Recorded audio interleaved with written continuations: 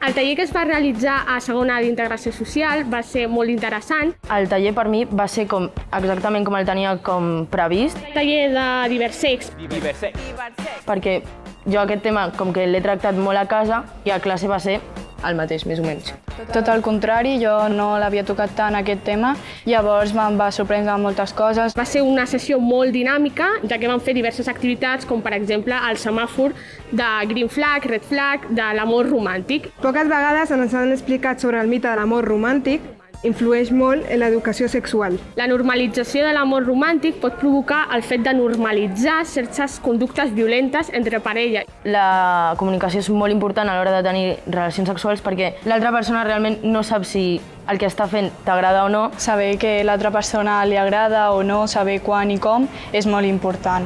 Abans, quan anava a l'ESO, les xerrades eren més formals i no s'explicava ben bé les coses com realment necessitaves que s'expliquessin, era tot com molt generalitzat.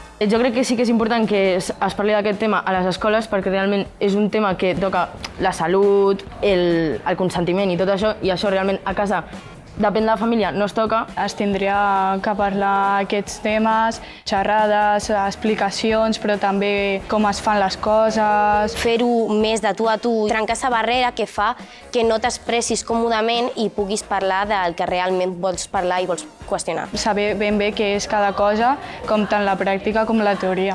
Com a futura integradora social, la meva opinió és sincerament que és un tema bastant essencial en tractar els col·lectius que tractem, com per exemple adolescència, gent gran, diversitat funcional, ja que condicionarà la seva afectivosexualitat i relacions afectives que té amb altres persones. Encara que hem avançat una mica, no deixa de ser un tema tabú. O sigui, no pot ser que es tracti com un tema tabú, perquè realment és un tema que s'ha de tractar sí o sí.